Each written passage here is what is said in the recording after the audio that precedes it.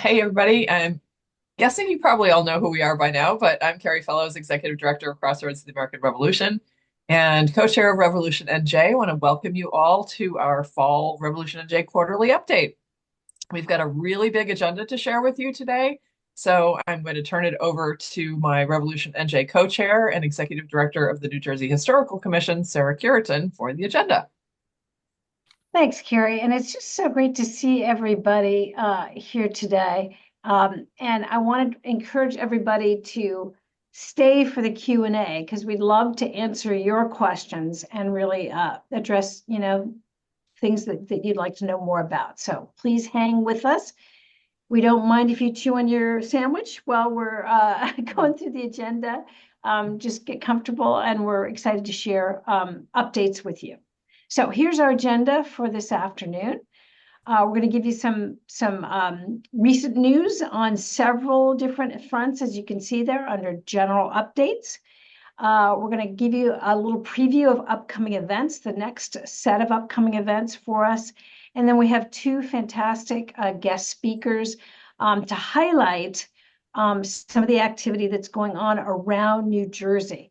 And that is now a regular feature of this quarterly update, is we want to bring you updates from around the state of what some of your colleagues in different counties and municipalities are doing.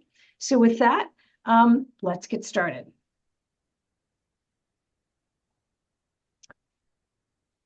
So Carrie and I were delighted to represent New Jersey at one of three national convenings that we have had in 2024. We attended one in Williamsburg in March, hosted by the Virginia 250 Commission. We attended a national convening in DC in July, hosted by America 250.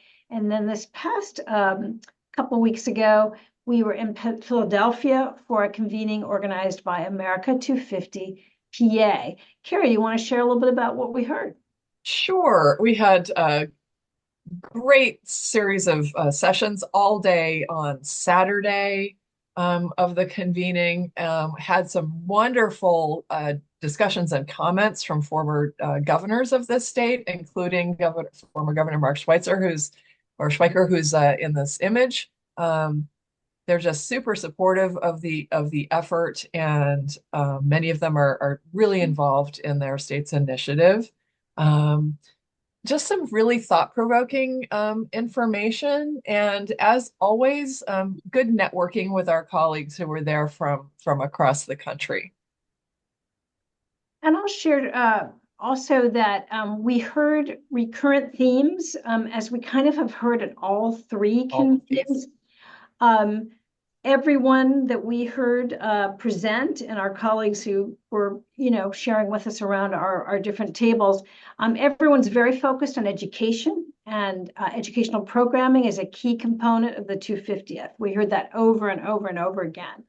And we also heard again that emphasis on re-engaging all of us in those founding ideals of the American Revolution, and recommitting to those central principles of liberty, equality, and justice. So once again, that those recurring themes did pop up again, as well as that commitment to making it the most inclusive commemoration that hopefully we have ever seen. Really want to emphasize that as another key theme.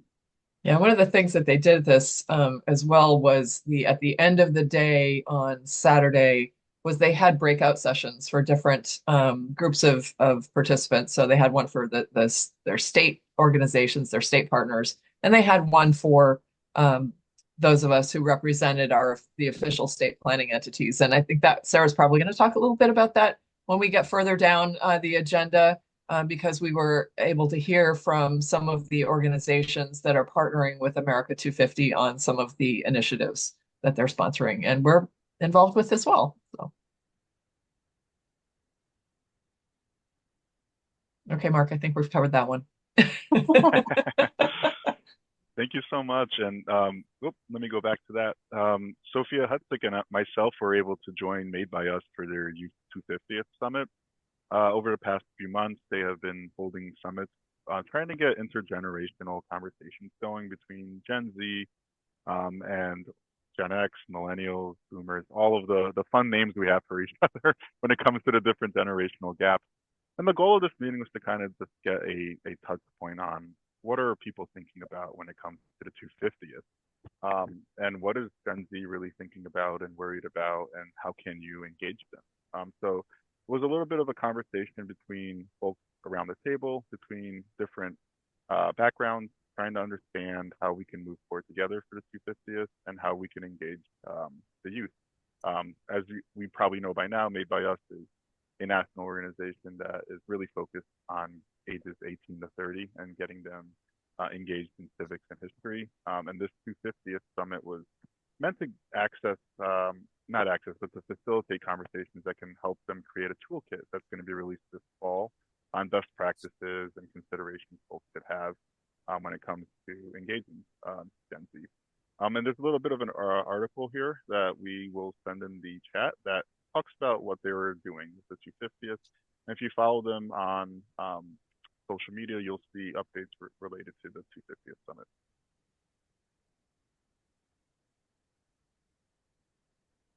So I'll start on this.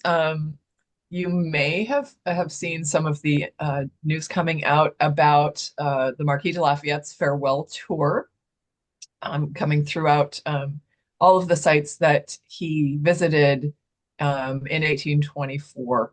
So the American Friends of Lafayette have been promoting this and sponsoring various receptions and activities for 5 different living history portrayers of Lafayette.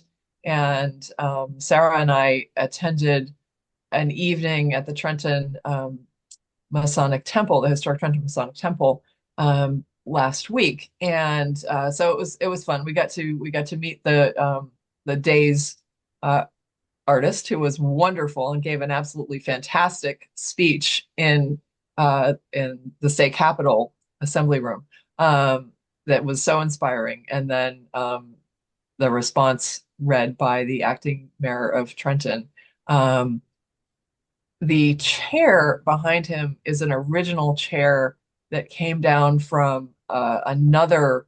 Sarah, help me on if you can remember which one was it, Elizabeth, that the chair came from? It was one of the other Masonic, Yeah. one of the other Masonic temples.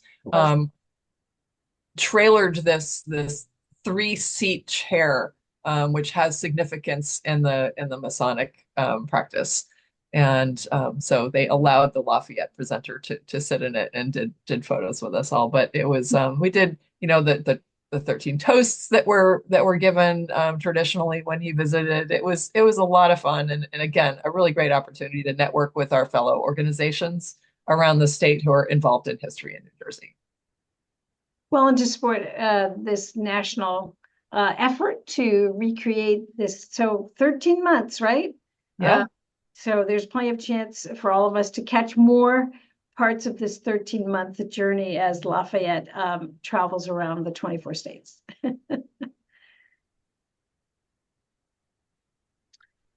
So Mike Keeler and I were delighted on Saturday, this past Saturday, to be participants in an event you're going to hear a lot more about. So I don't want to steal the thunder from our guest in just a few minutes here, but we were delighted to be down there. It's really one of the things we want to emphasize here is that New Jersey has years of Revolutionary War anniversaries to mark. And, we're excited to see what all of you and your organizations prepare, just as we were thrilled to see what Cumberland County did. And we're excited to support you as you launch your different anniversary commemorative and celebratory events. So I won't say anything more about that because we'll want to hear from our speakers about that in a moment. Michelle. It's Mike Keeler. One thing, this is very, very important that I reach out to you guys. We have our calendar of events, which we're filling up. That's got a lot of stuff on it, but I know that there's stuff out there that you guys have or know about. And it's not just our proprietary RevNJ stuff. We want to be filling up this calendar with as much relevant stuff that all of our partners and various organizations are doing across the state. So if you have an event, please send it to comms, COMMS, Yeah. at revnj.org, and I will post it to our calendar. But the main thing, the additional thing is everything that gets posted to our calendar also gets supported on our social feed as we get close to it. We put a lot out there for Greenwich, and I hope that was helpful in getting folks to come down. We had a very nice start of the year with the tea burning in Princeton, and we're sort of getting towards the end of the year with a much bigger tea burning in Greenwich. So we're getting bigger. So send us everything that you've got so that I can post it and share it, please.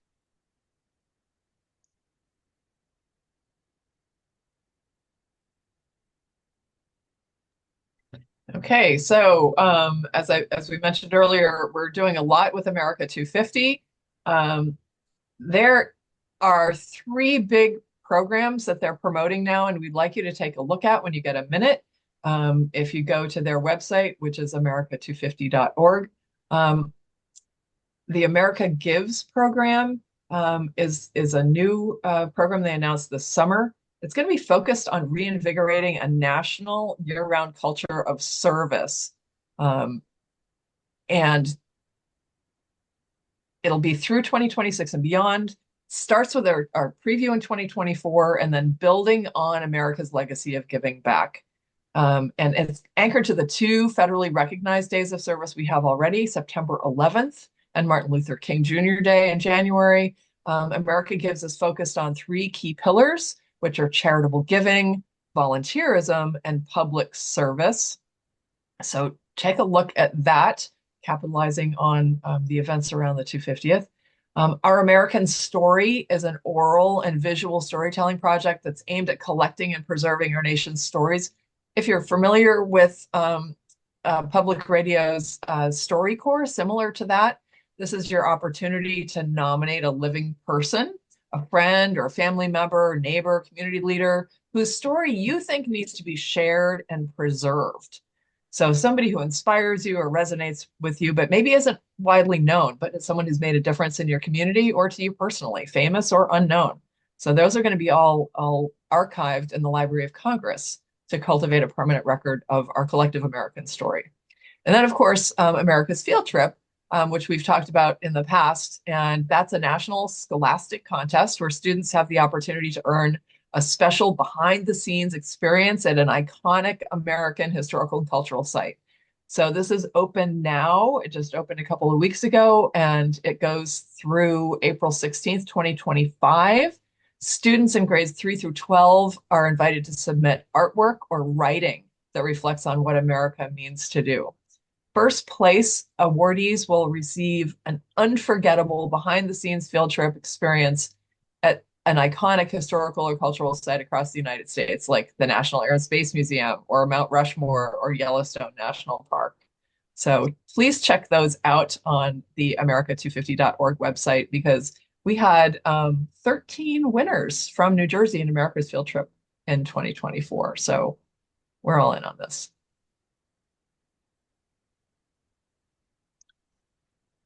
So one of the great opportunities that we referred to earlier that we've had in Philadelphia and in other settings is to learn more about some of the great programs that some of our nonprofit colleagues are offering for the 250th. And the Keep America Beautiful program is really an outstanding one.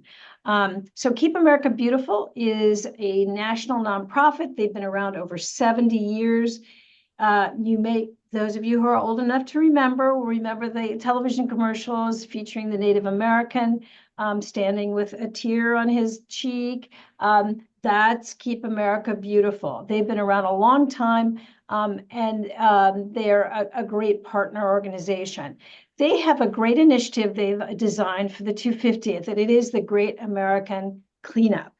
It is an opportunity that any of our municipalities, communities, even an organization could sign up to do this.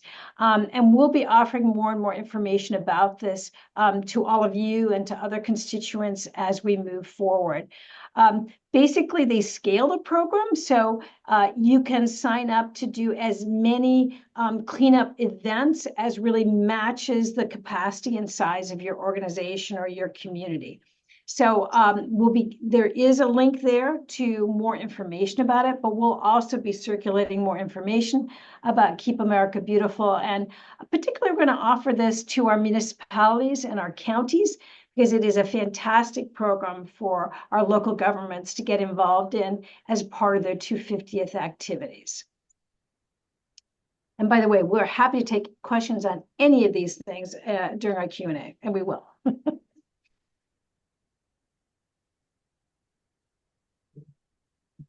We've been really busy preparing some educational initiatives for the anniversary. I mentioned to you earlier that we keep hearing in the national convenings that this is a priority that is shared by our colleagues around the country. So I know we've reported on these things before, but let me give you some updates on what's happening. History Happened Here, we have reported on, and we also have information about it on our RevolutionNJ website. Right now, 6 schools across New Jersey are piloting the program. It is designed for middle and high school students. We're getting some great feedback already, and the students will be finishing these pilot projects by January. So we're really looking forward to reporting back to you in early 2025 how those pilots went and, you know, what we're going to be doing moving forward. However, for all of our historic sites and history organizations, archives, and libraries on the call today, we are going to be circulating a sign up for you, because we do want to use this program to both build your outreach to students and teachers, and also to expose our New Jersey students and teachers to some of the amazing resources that all of you have. So a critical part of that History Happened Here program is a required visit to a New Jersey museum, historic site, archive, or library. So we will be circulating a sign up so that you can get your name on the list to be one of those participating institutions. If you go to the page on our RevolutionNJ website right now, you can also see some short videos that our museums and libraries and archives have been creating to introduce their resources to students and teachers. Take a look at those. We invite any one of our organizations who would like to create a small video like that to put up on that website. We would be delighted to welcome that. The goal of those videos is to introduce our sites and resources to students and teachers so they know what to expect when they go to visit. Second, we're working on a K-5 civics toolkit. One of those national trends we're hearing a lot about is an emphasis on civics education. I'm sure we've all heard some of the really discouraging results of recent national testing in terms of civics with students. This is really a big priority for everyone. So we're working with the New Jersey Department of Education. They're taking the lead here to create a brand new civics toolkit for grades K-5. So much more will be available about that shortly. I think you've also heard about our great traveling exhibition project. That's going to be available for bookings and in the fall of 2025. But we will be starting to take those bookings early in 2025, so it can be ready to hit the road in the fall of that year. So just a reminder that that traveling exhibit is also a resource for students, because it certainly can go to school libraries. And then finally, our friends at DOE are launching a wonderful initiative, a partner initiative to our proud partners and RevolutionNJ communities. And that is our new RevolutionNJ Revolutionary School Initiative. DOE is going to be inviting all schools across the state to sign up to be a revolutionary school, take part in any or all of these resources we just outlined. And in addition to this list, of course, we have a bunch of teaching resources on the website as well. So a lot happening with schools. We're really excited to see all of that roll out. And by the way, we'll be sending an email this fall very shortly to all principals, 2,500 principals across the state of New Jersey, to get them aware of what's coming and get them to sign up on the mailing list to get all the latest news. I will jump in here with the Tavern Talks update. As you probably have heard in our previous updates, we've been doing pilots of the Tavern Talks. They have been super successful. And we're happy to announce that we will be doing the next batch of Tavern Talks, with the first one coming up on October 27th at 12 p.m. at Farmers and Bankers Brewing in Woodstown, Salem County. You'll see that the link there for the Tavern Talks registration page is now live. And then in November, we'll be at Fort Nonsense Brewing in Randolph, New Jersey, doing another Tavern Talks. And then we are currently working on our Patriots Week collaboration in Mercer County to see how we can bring the Tavern Talks to the event. The idea for the Tavern Talks is that they will be growing. We'll offer more in the winter and spring of next year. So if you're interested and want to partner with us, please reach out. We're trying to do our best to respond to everyone and create an event where possible. You'll see that we have been expanding it. There's also a workbook that is being developed currently by our staff for how to make this available to organizations or institutions that want to kind of do their own version of Tavern Talk. So keep an eye out for that. That will probably be released at the end of this year.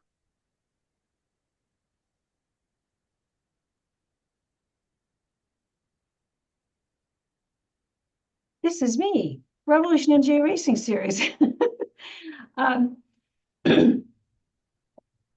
So one of our favorite programs is the RevolutionNJ Racing Series. And that's because it really gets us in front of a different audience, maybe folks who might not necessarily sign up for a history event because their interest might be more in running and the great outdoors. So we're trying to bring those two interests together by hosting these 5K racing events at historic sites around New Jersey. We've had 2 fantastic races already this year, wonderful attendance, all ages.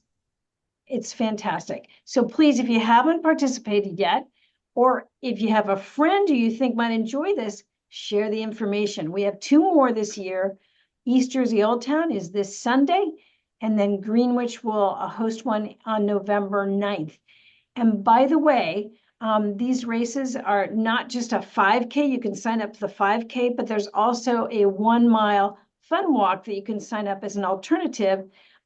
So really the idea is that anybody can participate and have a great time. So spread the word and join us if you can.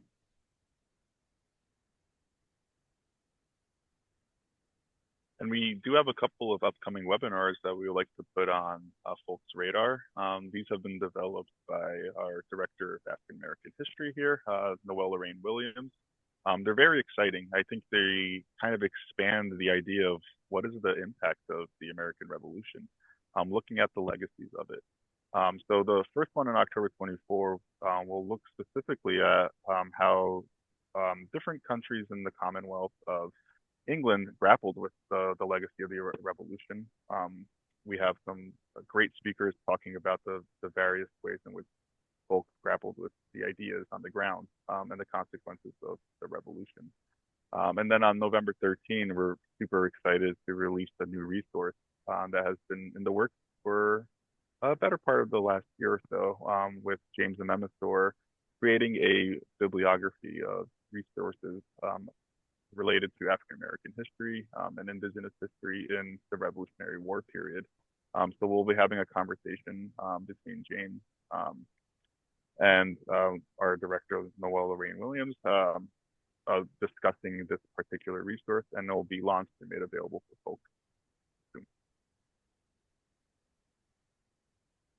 Additionally, you'll see that our annual history conference is happening for the New Jersey Historical Commission, but we are really tying closely with one of the RevNJ themes, which is political participation.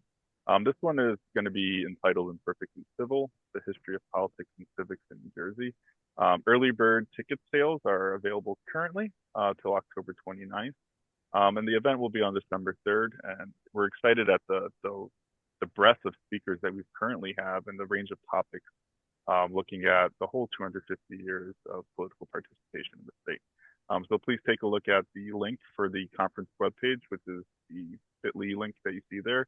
But also, if you wanted to get your tickets now, you can see that there is a active link for that on the bottom of the graphic.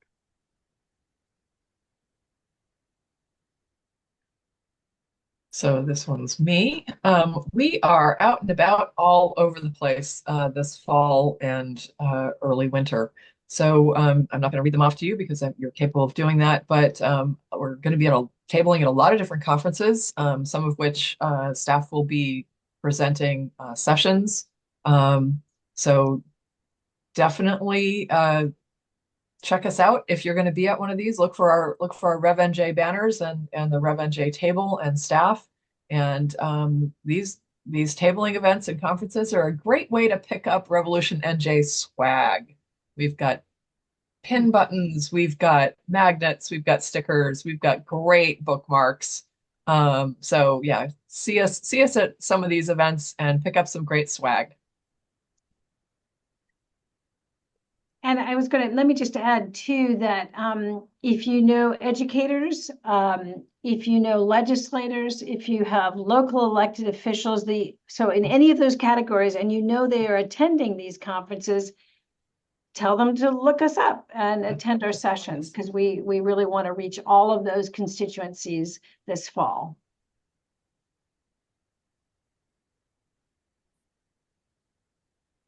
All right, with that, we will be moving on to our first guest speaker, which is Brittany Ingersoll from the Cumberland County Historical Society. As you've heard from us before, they just had a huge event this past weekend, which is Greenwich Tea Burning. And we thought it'd be great to give folks kind of an overview of their planning process and what went into this, and also what their future plans for the 250th are. So I will be passing it over to Brittany right now. Oh, thank you so much for having me and Omarey. I'm just going to share and open up the PowerPoint.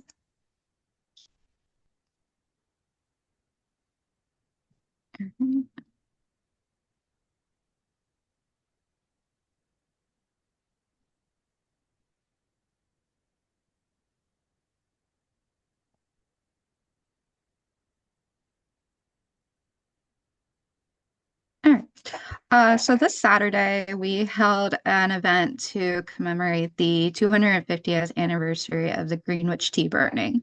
Like the burning in Boston, or like the tea event in Boston, Greenwich's event was inspired by that. And on December 22nd, 1774, several men from the area dressed as indigenous people and burned tea in the marketplace.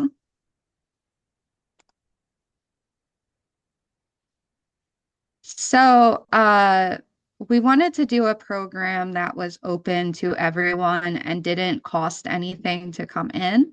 So our funding came from a variety of different sources, the New Jersey Historical Commission / Department of State and the Cumberland County Board of Commissioners through the Cumberland County Cultural and Heritage Commission. In addition to that, a local oil company who's one of their owners is on our board or on the society's board of trustees. So that is the Woodruff Energy Company. One of the heads of the Cumberland Mutual Insurance Company, which is also a local company, they have a member that is on our board of trustees. So they also gave money towards the program. And additionally, the Cumberland County Historical Society also included funding in this program as well.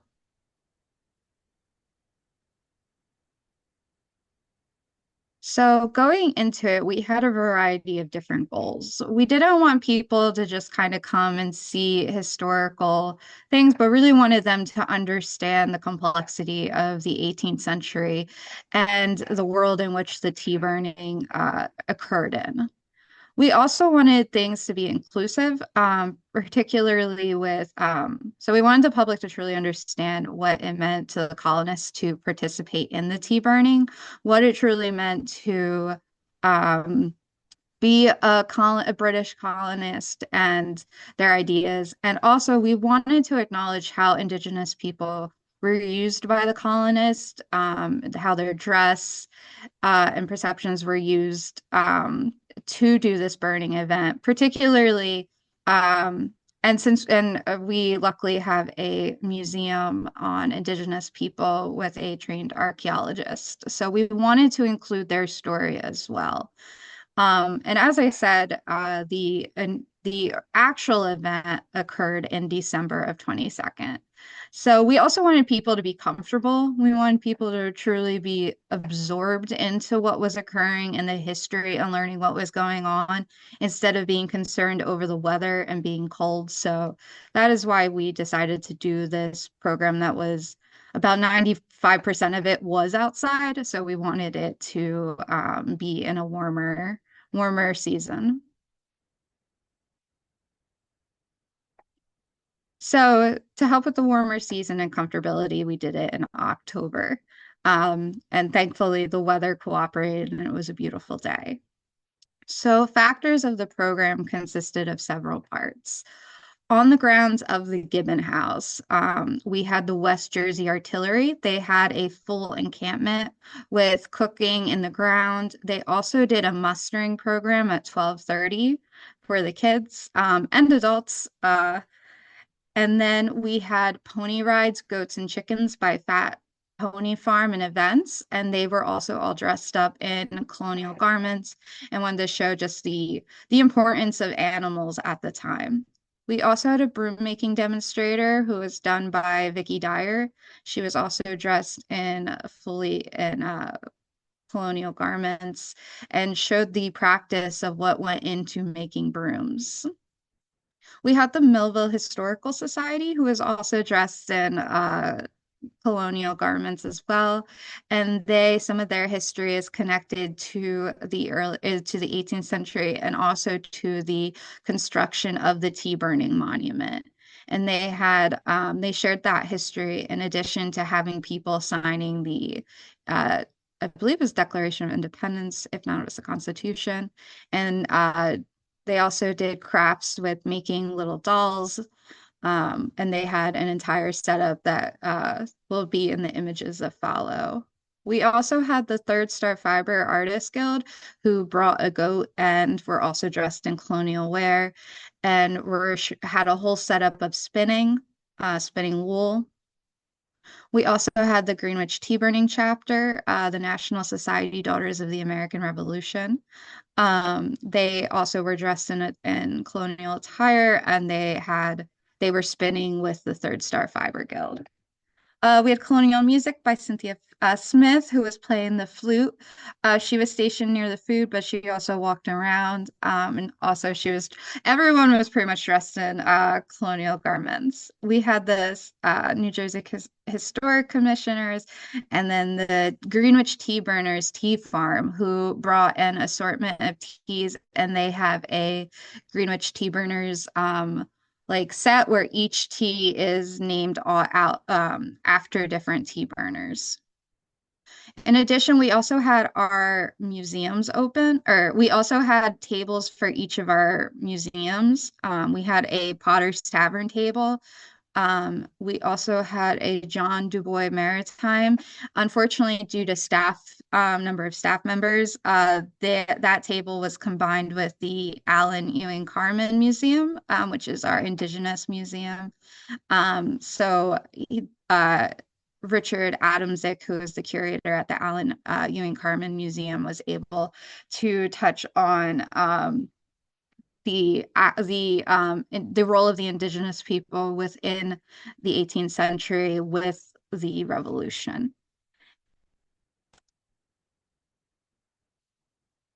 Other factors of the program too. These are the locations of all of our museums, and all of our museums were also open for the duration of the event as well for tours. So it was the John Du Bois Maritime Museum was open, the Gibbon House was open for tours, and in addition, we had a Hearthside cooking demonstration by Catherine Saxon and Granado of South Jersey Curations. The Lummis Library was open. The Allen Ewing Carmen Museum of Prehistory was open. The Greenwich Tea Burners Tea Company, which is the tea farm in the area, they were open for tours. And then Potter's Tavern, which is in Bridgeton, was open for tours. We also had a schedule of events. So like I mentioned earlier, we had the mustering program for kids with the West Jersey Artillery on the Gibbon House grounds at 12:30. We had a tea burning discussion. Initially, Dr. John Fia was supposed to attend, and he wrote the book on the tea burning and the historical figure of Philip Vickers Fithian. Due to a sudden sickness, he couldn't make it, so I stepped in last minute and I did a discussion of the overview of what it meant to be a colonist, for what it meant in terms of personal ideology to be a colonist, British subject, and how that framework wrapped around the tea burning events. So I did more of an overview. So hopefully, he said he might come back, that we can talk about him coming and doing another talk. So he'll do more of a talk on the ground regarding the tea burning. And then at 3:30, we did a tea burning demonstration at the Gibbon House where everyone was welcome to burn either their own tea, and we also distributed tea for people who didn't bring their own. So here are some pictures. That's a picture of our monument. Some of the pictures may be a little bit blurry, but that's a picture of the monument. A picture of the informational boards. It's one of the informational boards. And then these are images from the grounds of it. So we'll just go through them. That's the Potter's Tavern table. That's our prehistory and maritime table.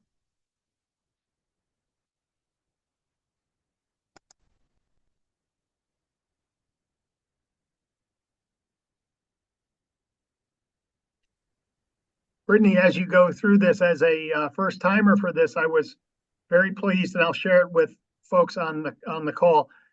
You did a really nice job of having some entrance points with the program to give people, and that made.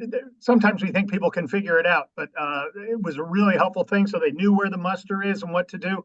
And also, you had Cynthia there playing music, so before people even got in, they kind of felt welcome. They kind of knew what they could do, and that helps them to engage, because sometimes you're a little nervous to go up to some of these folks and just start asking what's going on. Everybody felt welcome, and we had a good way to get everybody educated, even just as they're walking in, and be welcome. It worked very, very well. Oh, thank you. And Brittany, this is Omarey from Cumberland County, and we were just glad to partner with you.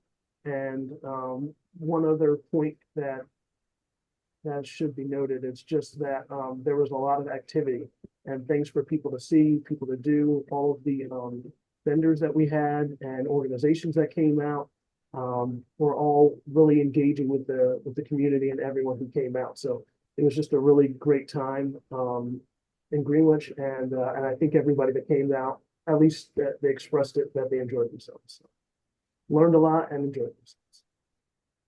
Yeah, thank you. But yeah, it was a great overall. It was a great. I mean, it was fun to organize. It was great to. It was a great day. Yeah, we when you do these events, sometimes you hear complaints, and surprisingly we hadn't heard one. So yeah, it was definitely like went home that night on cloud nine. Thank you so much, Brittany. We'll open it up for questions if folks wanted to for a couple of minutes. So please feel free to raise your hand or leave it in the chat.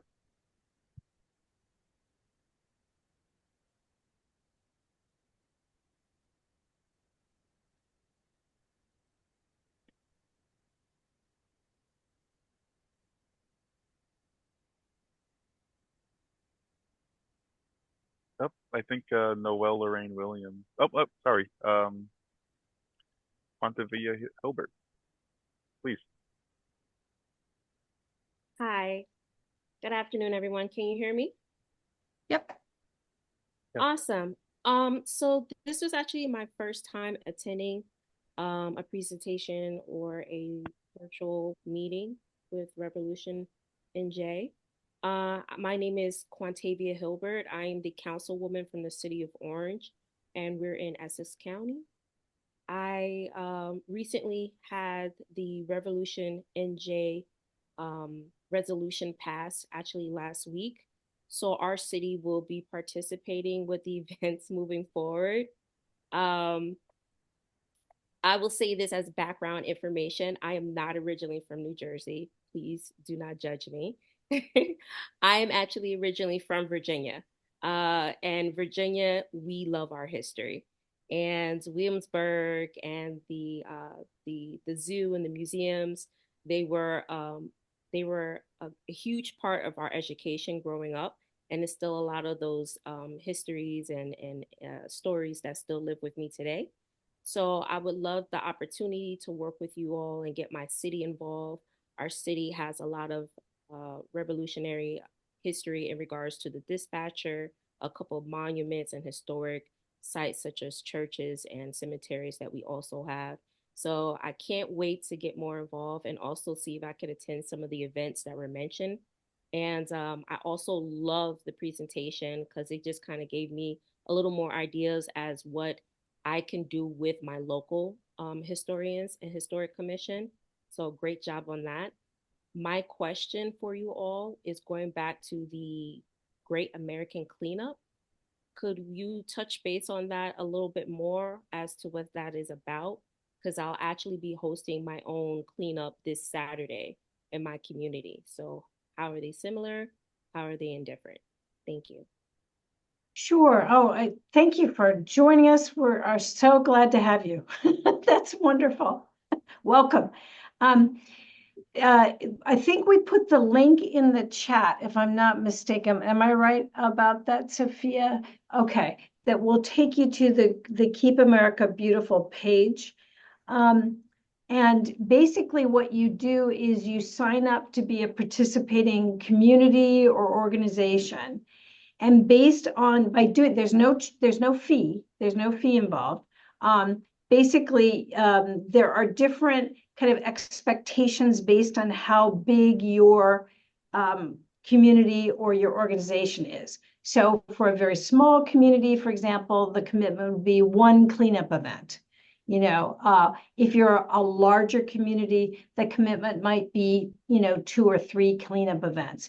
But all of this is over a span of time culminating in July 4th, 2026. So you have time to do this. So that's a quick introduction. We will be hosting some informational sessions for local elected officials coming up, in which we'll have even more information. We also are hosting a meeting of counties on October 28th in Monmouth County. So county officials have been invited to that. On October 29th, we've invited the state legislators to join us for a full briefing. And then we will be scheduling a briefing for all local elected officials. So there'll be more information coming. But I think if you go to that link right now, you could sign up your community to be part of this. And I think that's a pretty good summary. Did I forget anything, Rev NJ team? I think you did good. And I think it's wonderful because there's a huge national goal. I'm going to get the number wrong. Is it 25 billion pieces of litter picked up? Have I got that right? Is it 250 billion? I can't remember. It's a lot. I think it's 250 billion. Yeah. Yeah. By July 2026 across the country. So, it's just a really wonderful opportunity, not only for our to benefit your local community, but to be part of a larger national effort. So we're excited about it. And Quantavia, thank you. I'm a New Yorker. My wife is from Roanoke. We're right there with you. And you're not an outlier. This program is for tons of people who came to New Jersey like us, like you, like me. It's for everybody, and anything we can do to spread that word to folks who don't necessarily think of themselves as kids of the Garden State. We want to get everyone involved.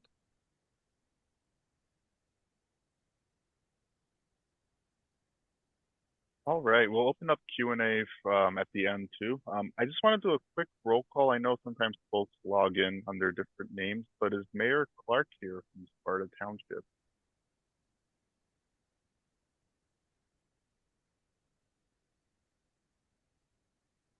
I know Ben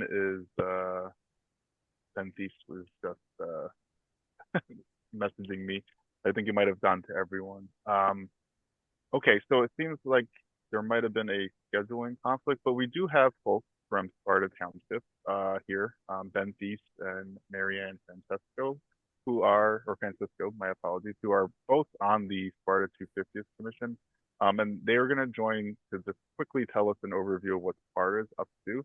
And I will drop in the chat a sort of on their website what the township has been up to and sort of their vision for the 250th. I apologize on behalf of the mayor for that, but I will pass it on to Ben and Marianne. Hello, guys. Yeah, sorry, this is going to be kind of ad hoc. We had a meeting last night to kind of kick off our planning on this. Yeah, and forgive me too. I'm out on Long Island and I have spotty connection, so if I drop off again, forgive me. So, in a nutshell, I'll keep this pretty quick because we don't really have anything presented at the moment. Sparta is really keen on reaching out and making this a community-centric set of festivities. Everywhere from engaging the schools and the kids on this, not only on civic details, but historical concepts in the American Revolution. We talked about having George III, taking all the grievances that are all listed in the Declaration of Independence and having a trial with the kids and being the prosecuting attorneys on that. Some also interaction with the community mentors with the kids on this, on how to conduct this sort of thing. Beyond that, other things talked about bringing in one of the tavern talks into Sparta as kind of a kickoff for our activities here, and other community-centric events. Marianne, anything you want to add in that? Yes, Ben, and hello there, everyone. And again, this is, I'm hoping I remember everything from last night's meeting. We've had a few, I think the best thing to describe how our committee is thought of the plans is we kind of divided this out into different areas, and Ben mentions a few, okay? As in, let's have like a tavern talk that's going around. Let's have some other type of event, such as what Ben mentioned, is about having a reenactor of historical figures debate, okay, and inviting the entire town, and also trying to get the debate team involved in having their say with this.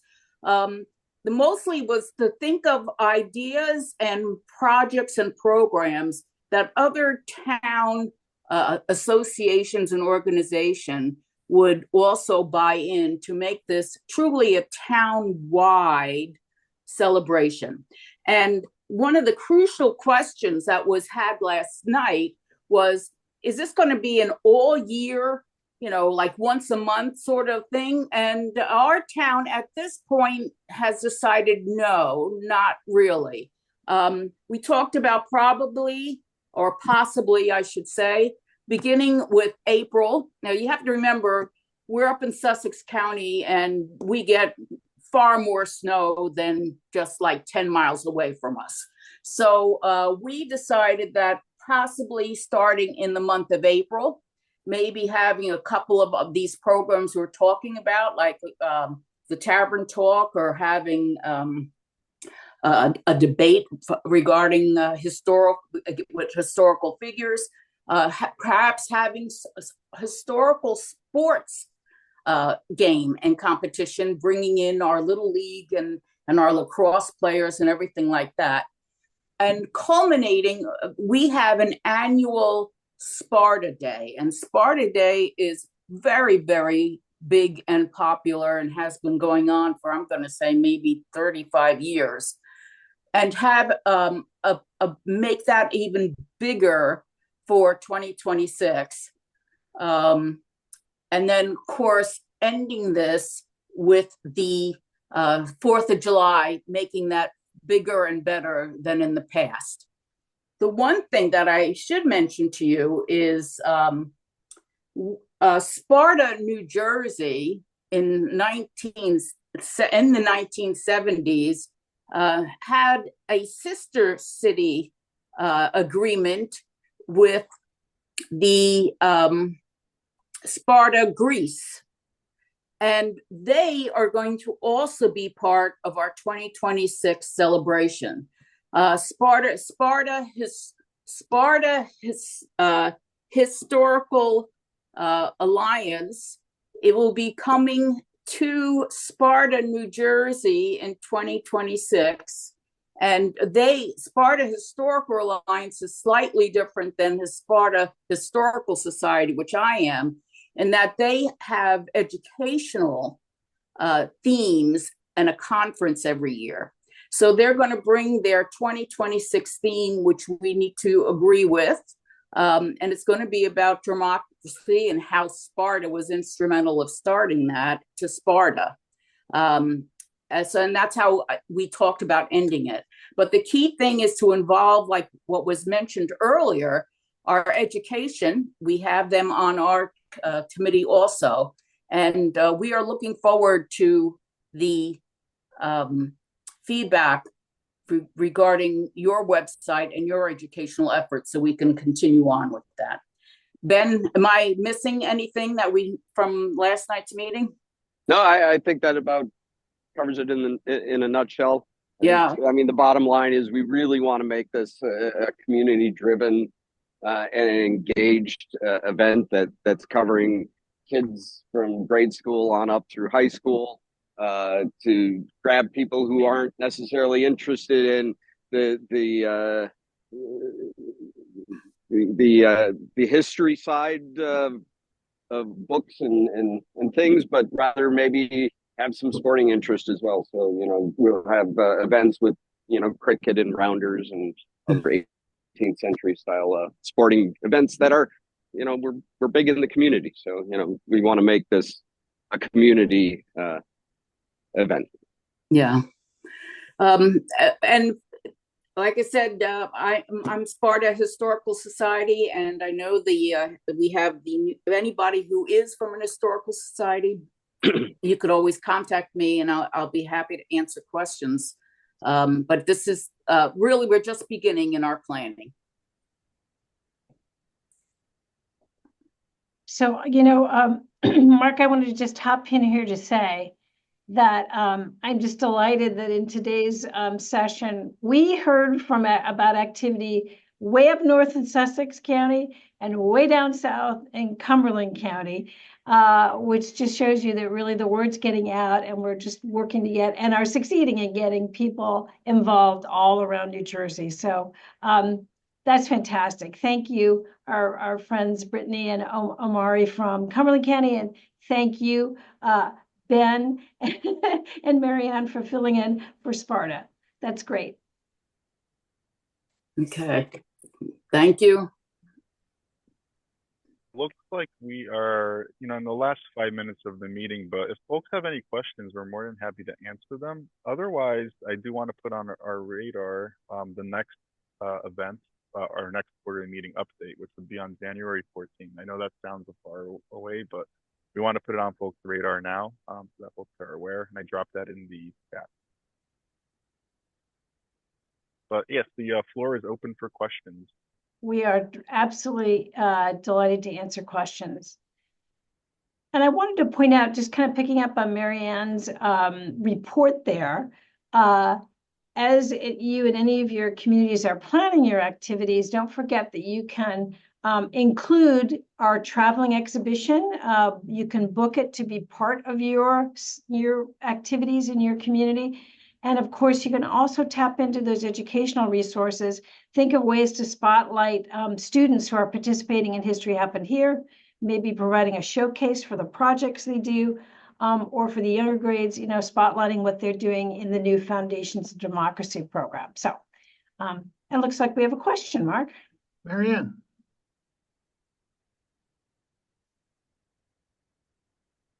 Mary Ann, you're on. Mary Ann, please give us your question. You may be talking on mute. There I go. I have to unmute. There I go. I just wanted to let others know another big area for us is we're working with the DAR in Sussex County. Not just we, but the entire Sussex County is working with the DAR. They have identified Revolutionary soldiers' graves.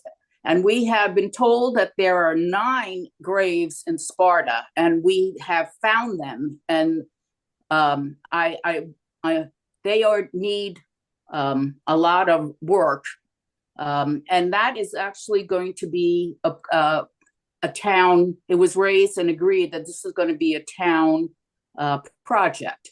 And I'm assuming that many other towns in New Jersey also have Revolutionary soldiers' graves. And this may be something to bring to their town. And I just wanted to put that out. That was another idea from last night's meeting. That's a great point. And I was thinking, we know of another similar initiative going on in Newark to mark the life of Cujo. And I think the DAR is also involved in that event. So,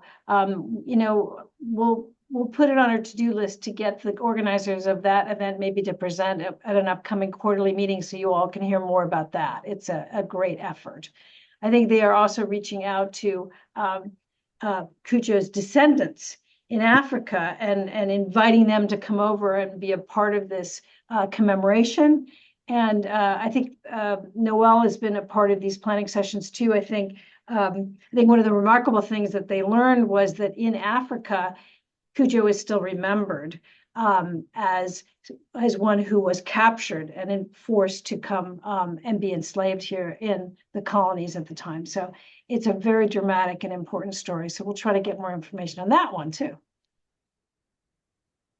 And I would be amiss if I didn't remind folks about our RevolutionNJ Proud Partners program and our communities program. If you are attending here today and you have not put an application in as an organization for those, to Larry's point in the chat, you do not have to be a Revolutionary War site only. You can be any organization in this state, following some of the guidelines that we have on there.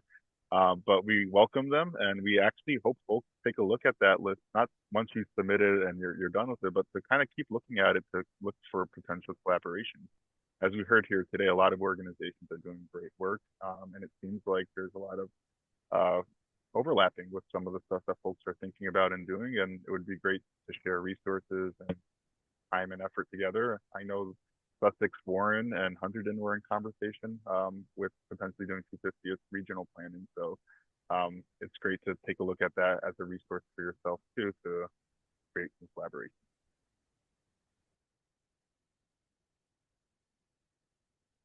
So it looks like we have come to the end of our hour. It flew by very quickly. Thank you all so much for joining us. This session was recorded, I believe. So we will make that recording available online. So if you have colleagues or friends who didn't have a moment to join us today, they can always catch the recording on the RevolutionNJ website. So thank you so much for joining us.